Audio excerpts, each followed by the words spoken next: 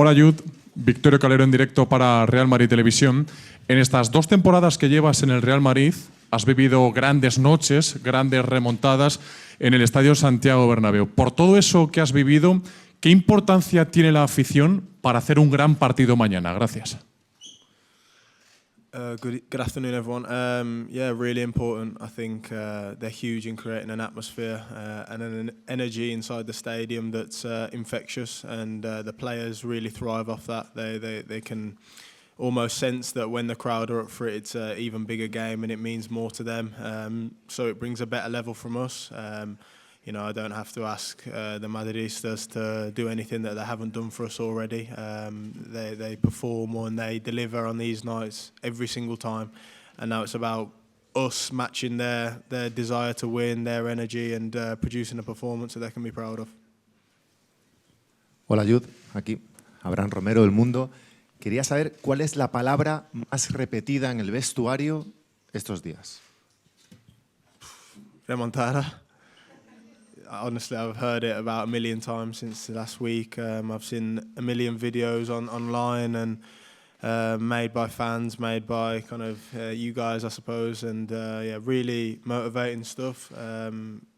It's a night that's made for Real Madrid, a night that would go down in history, but also be something that people are familiar with around this part of the world. So yeah, hopefully we can add another special night. Jude, aquí, José Aguado de La Razón. Vosotros sois muy jóvenes, pero quería saber si conocéis la historia de los años 80, de las remontadas mágicas en el Bernabéu.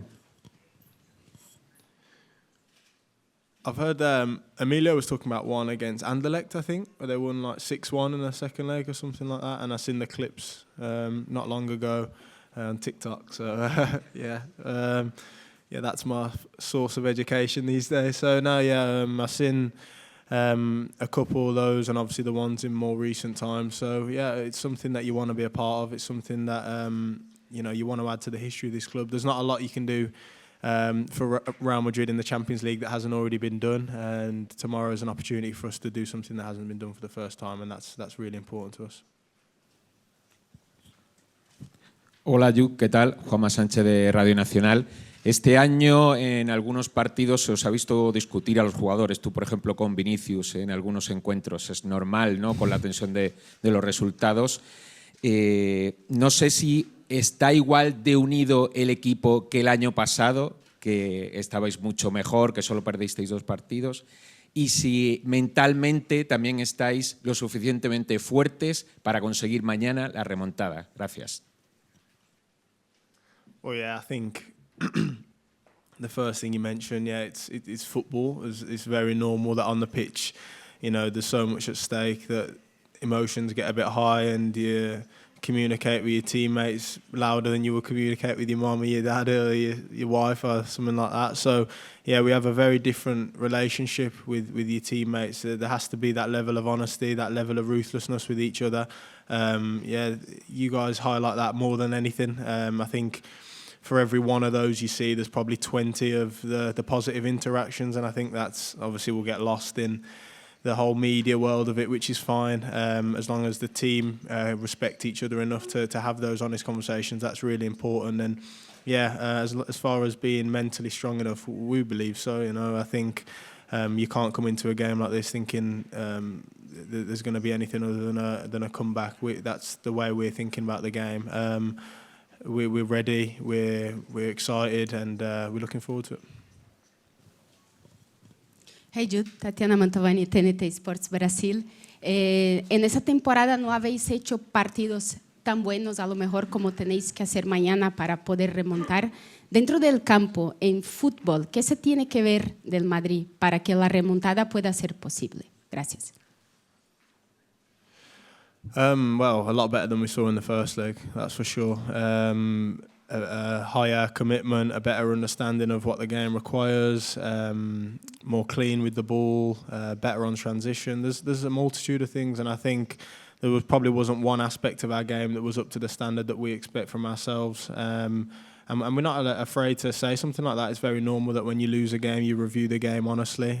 We know we can play a lot better, we know we can do a lot of things a lot better, and that's what we want to show tomorrow. It's one thing to lose, but it's another thing to not learn, and that's something that we'll have had done for tomorrow. Hi Jude, Alex Howell, BBC. What's it like being part of a team where people near enough expect these comebacks from you? Yeah, I think it's. I did say that to someone the other day, where it's a weird environment at the minute. The last few days, it's like one of the worst results we could possibly imagine away, and for some reason, everyone thinks it's nailed on that we'll come back, and it's a nice feeling, I have to say. It means there's a lot of trust in the talent. It means that you're at a club that's unlike no other, the best in the world. That's what it represents and signifies to me. So, there's a pressure that comes along with that for sure, and we'll want to deliver on what everyone thinks, that we can come back, and that's obviously the goal for us. But yeah, there is a pressure about it, and that's what it's all about, isn't it? Hola Jude, ¿qué tal? Joel del Río del diario Marca.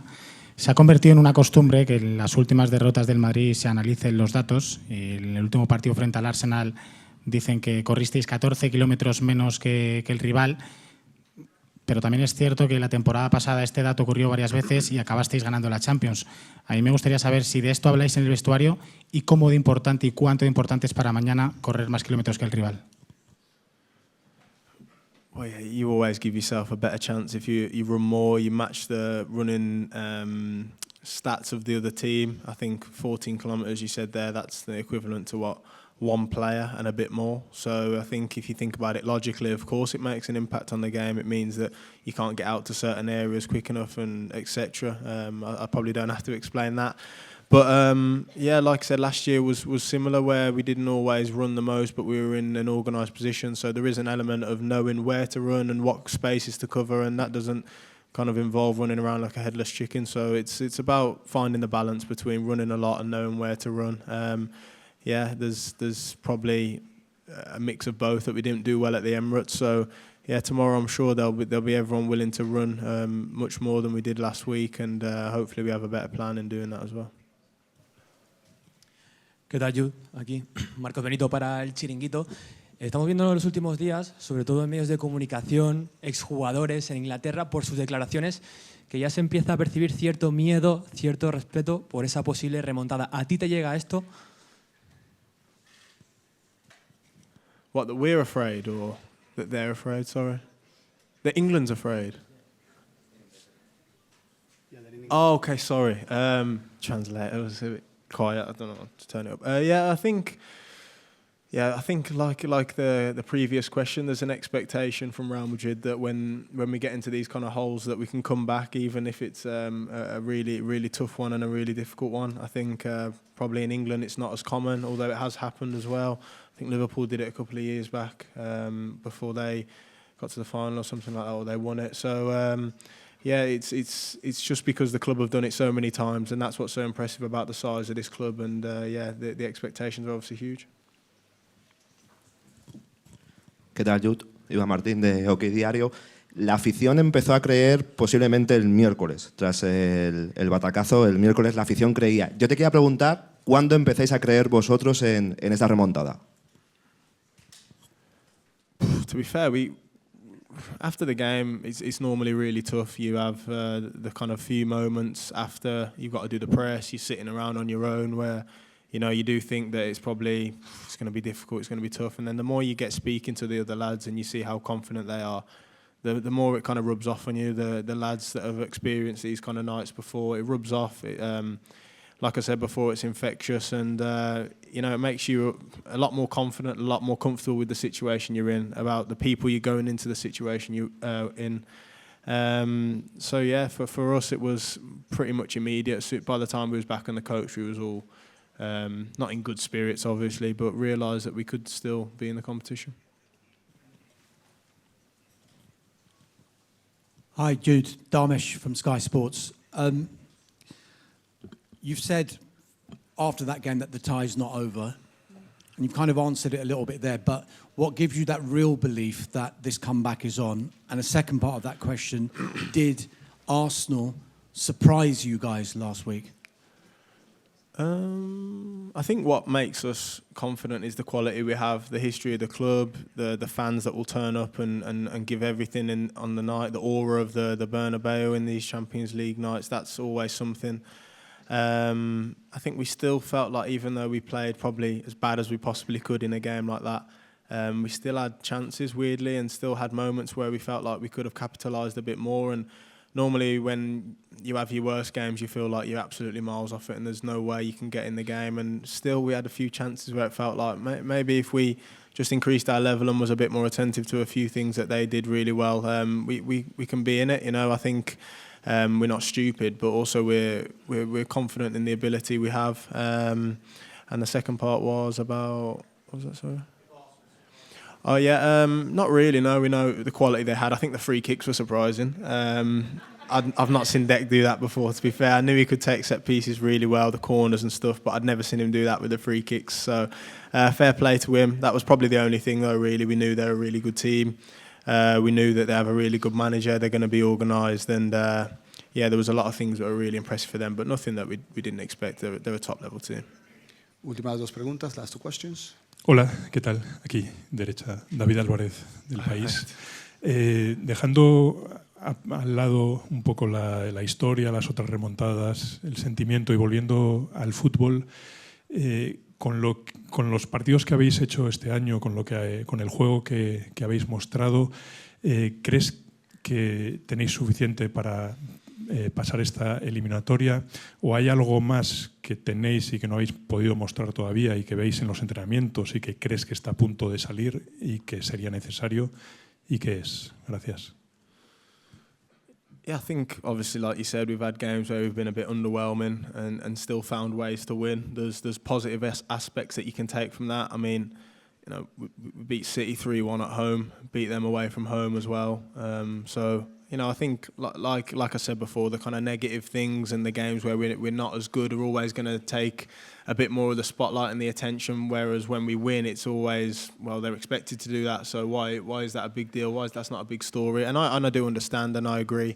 But like I said, we've definitely shown moments in some games this year that we can be capable of doing something special, regardless of the underwhelming moments. And, you know, I've got to sit here and be confident in the team, the changing room I've got down there. And that's got nothing to do with history. That's to do with the lads that I see every single day, working hard every single day, showing the right face every single day, regardless of the adversity we faced last week in London. So that's why I'm confident. Not so much history. History is one thing also, but that's what I see every day, and I know that we can do it. Última pregunta, last question. ¿Qué tal, Jude? Miguel Ángel Toribio en directo para Radio Marca. La última vez que ganasteis por 2 goles fue el pasado 23 de febrero. A la gente que piensa cómo van a ganar por 3 goles o por 4 goles, si llevan o lleváis 2 meses ganando solamente por 1 cuando ganáis. A esa gente, ¿qué le dices?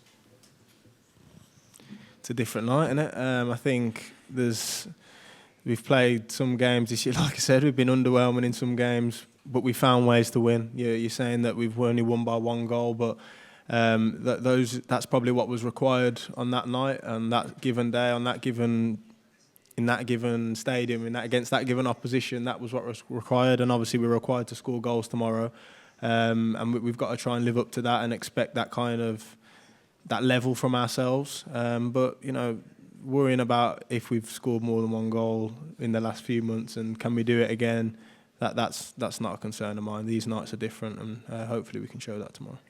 Thank you. Thank you all. Have a good evening.